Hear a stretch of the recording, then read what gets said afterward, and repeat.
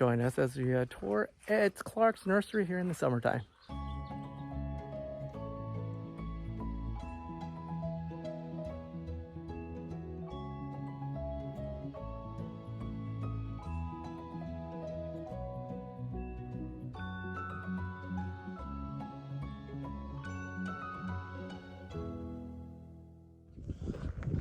Well, welcome back everybody. Let's do a quick tour of Ed Clark's nursery in the summertime. So this is a time to get an escape away from the city life to go kind of shopping for this beginning of the year, for school that is. If you don't work, you're retired, I am jealous. Some fun stuff, of course. You had some 1 gallons over there of the pines, the black pines. Actually, those are white pines technically. Let me look carefully. Yeah, these are white pines. Totally different needle structure. Look at that, really cool. I'm surprised they actually can grow up there. They're grafted too. Of course, you have some black pines. Running out here. We call this running out. Just joking here.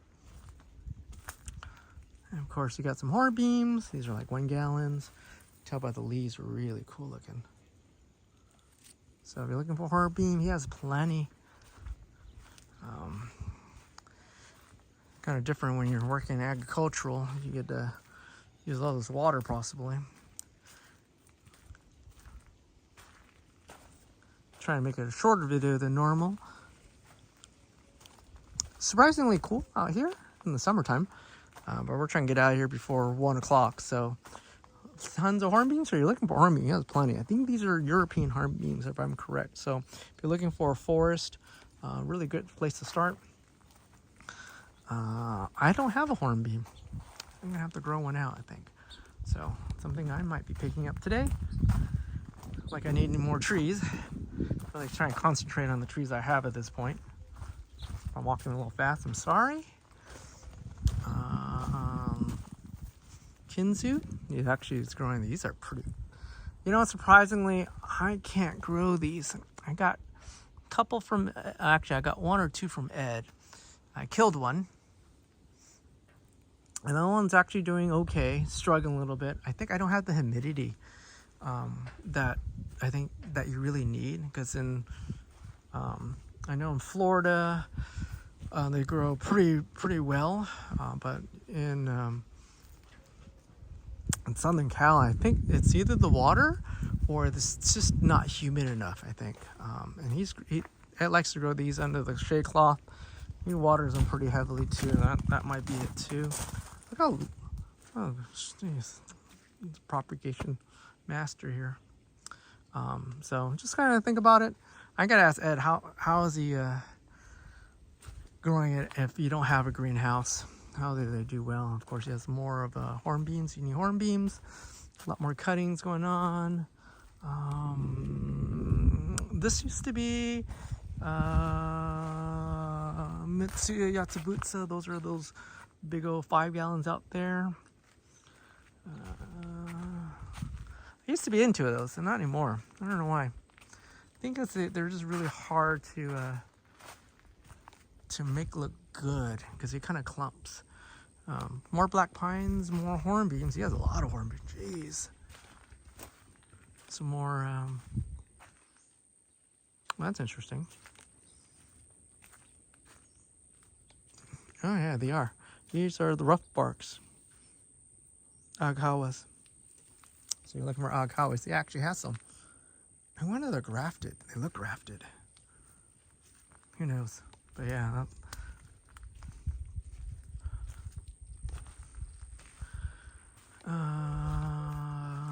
Zokoba, I think these are Zokoba. More hornbeams. So you're looking for hornbeams. That's plenty. All right, let me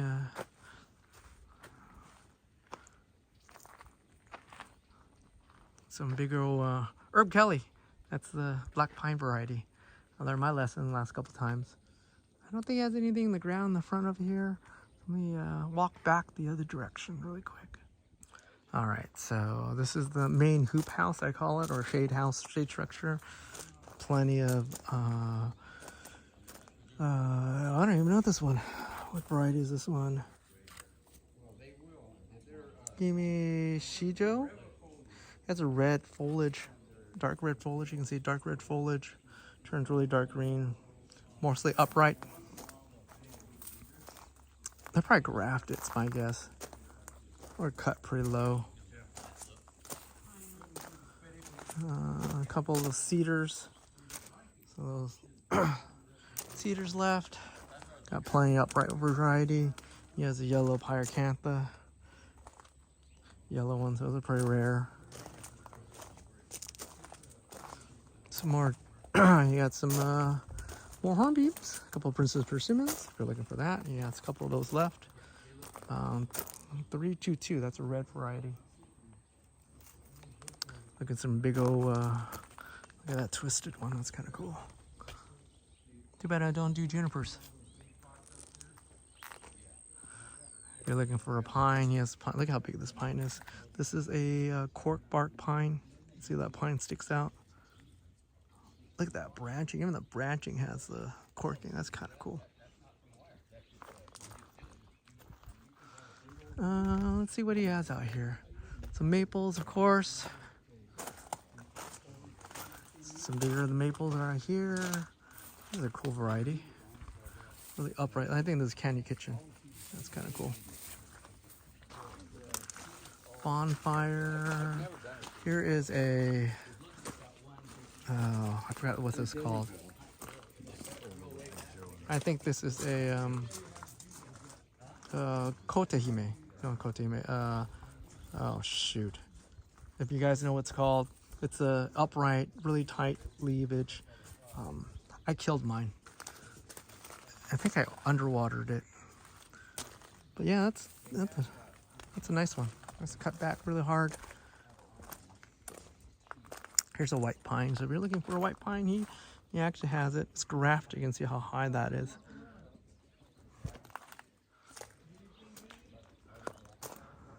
Other stuff are down the aisle here.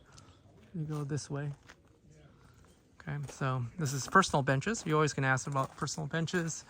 He has some stuff out here. He may sell. He may not. Some really cool. Probably collect mosses out here. It's kind of cool. One of my favorite things so far this year. This guy. I always love this one. This is Naruto trident maple, which is this leaf that looks like it's curled up. It's kind of different. Apparently, really strong grower. I actually have one. I'm gonna have to get some cuttings off that, and then, or air layers, and then grow in the ground, just thick in the trunk. But yeah, that's a really cool crepe myrtle. Well, pink one. It's really cool. I mean, look at the base of that guy. It's really cool. I like it. Sorry for the backlit. If you're looking for some bigger trees, you have some black pines on the right here. Sorry, on the right here, on the left. Got some bigger tridents. This is one of the tridents. Big old trident. Bigger tridents. Man, look how big these leaves are. This is in the box. This is one of his and these are just in boxes there, you can see under the skirt. Here's a cool Korean hornbeam. Multi-stem.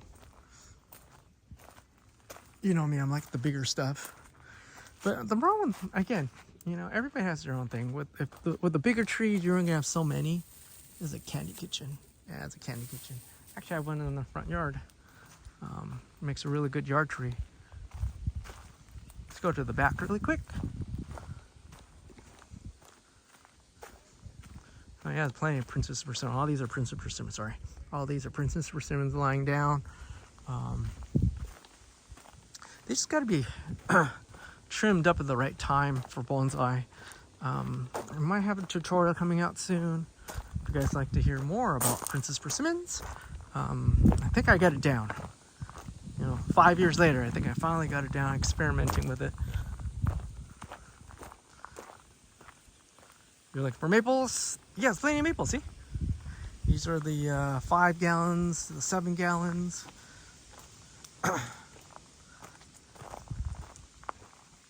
Plenty.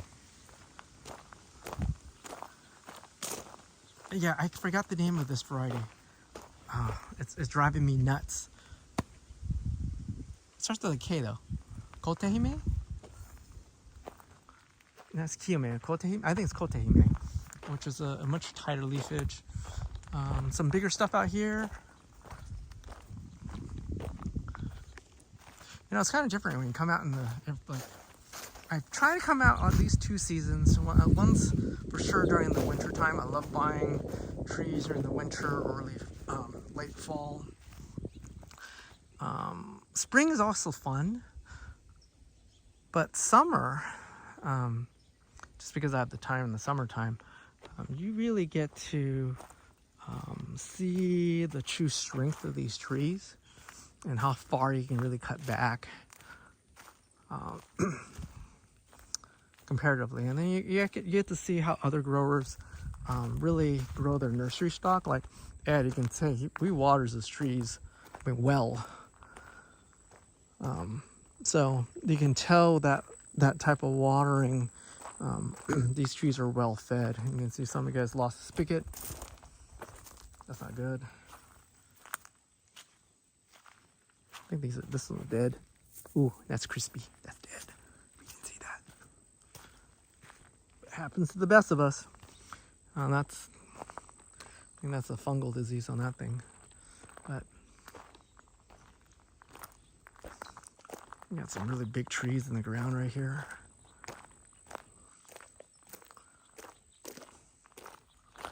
If you're looking for some bigger trees, and had some massive, you can see these massive junipers, Itaikawas.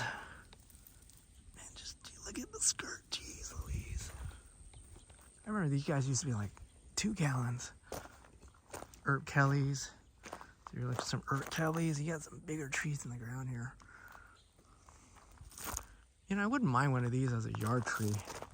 But then I don't know what to do with it as a yard tree.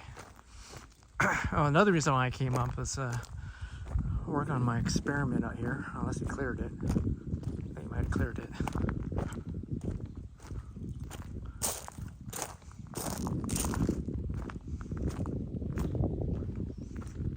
Oh, I think he cleared my experiment. No, it's over there.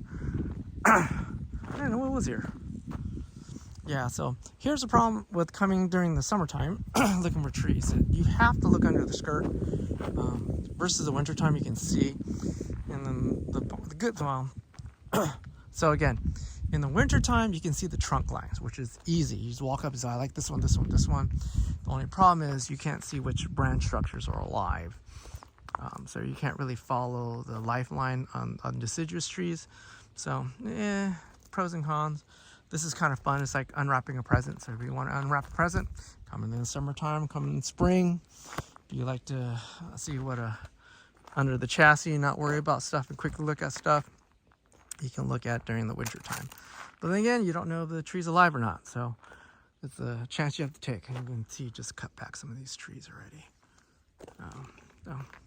So my experiment's actually back there.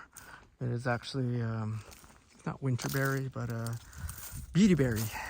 So we were growing it out, cutting it back, see how far we can cut it back without damaging the tree line and growth rate. So a couple conclusive things with the beautyberry. One of my favorite things to look at is always this mother tree. So that's one tree. This is a growth habit of Kyuheme. This should be 2 trees if I'm correct. But it gives you an idea how wide that thing. That's 6 foot wide right now.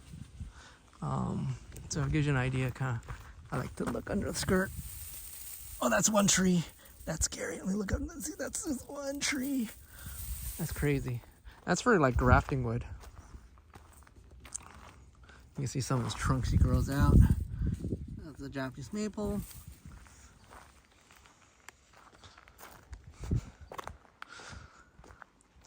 But yeah, let me see if I can get a hold of Ed. Maybe talk about some benefits of coming out in the summertime. even though if you do come in the summertime, I gotta admit, just come early, like early in the morning.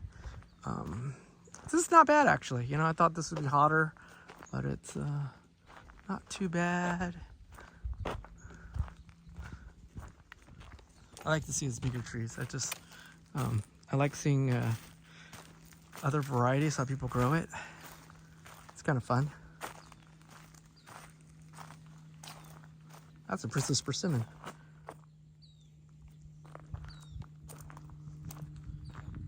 Oh, look, he has a bigger Naruto. Yeah, this guy.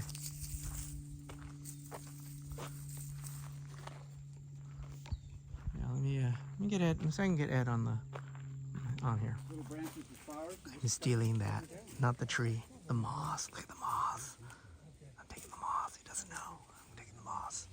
Don't tell him. Okay, Ed, let me grab you real quick. So what's some benefit of coming out here in the summertime, other than it's quiet? Well, I don't know if there is one in the heat of the summer. We've got a good week. It's nice and cool. This is cool today. I mean, I was expecting like 100 something out here, and this is good. Last year you couldn't survive here all summer, but this year our high has been like 102, and it doesn't stay. So what's some benefit coming out here in the summertime instead of coming down in the fall and in the winter? In your opinion, I mean, you live out here. It's a different story. You can see how the foliage looks, you know. Compared to the winter time. Compared to winter time, if you want to buy a deciduous tree, maybe the best time is the winter. But if you want to look and see what they're gonna sprout and look like, and then you want to come and see them with leaves on them, they do their best. You know, they look. I love the silhouettes.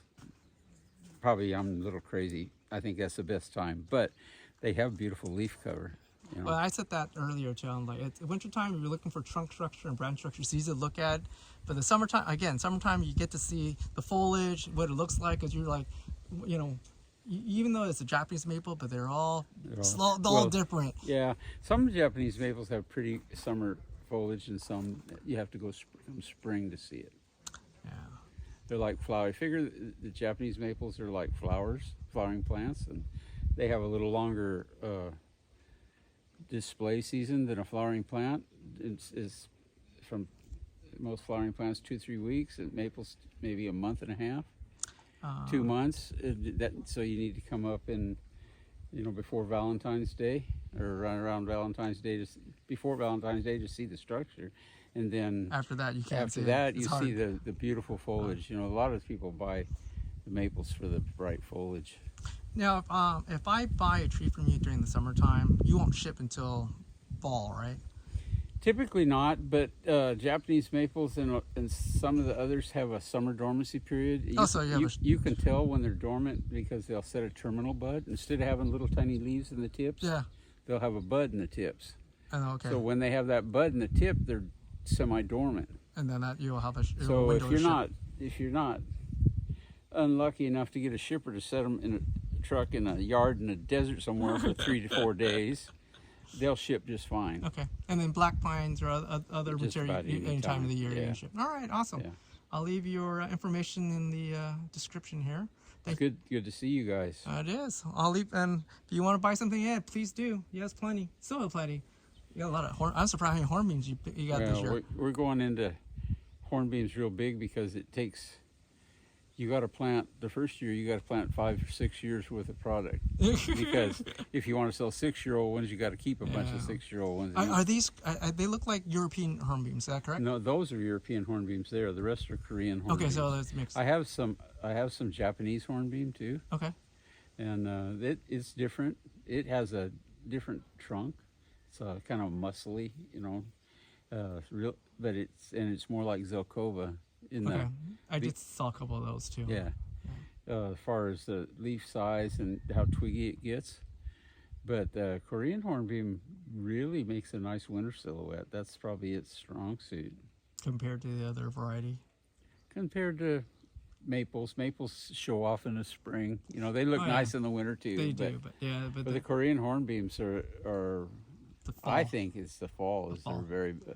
Some of them color. A lot of them will go yellow. I got one variety that goes copper colored. Awesome. Okay. But they're not dependable as far as winter color. Winter color depends on their mood, I guess, because I got one that turns copper about every second year, third year. The rest of the time it's yellow. Some of the yellow ones, if it's not cool enough, they won't ever. It won't be real pretty. It'll be brown. The leaves will be a little bit brown. So they're highly variable. Korean hornbeam, like maples, there's all kinds of forms, leaf shapes, fall colors, vigor in the trees. You don't have beeches, do you? I didn't see any beech at all. Beech is too dry. It's too dry here for beech. The only way I can grow one's in the greenhouse where it's really humid all summer. That's interesting. All right. I wish I could grow Japanese beech, but I can't. Yeah, it's kind of temperamental, especially And in it our has its own pruning routine that I read once when I was a kid, much younger, in a Japanese translated article, but I lost the article and forgot the process.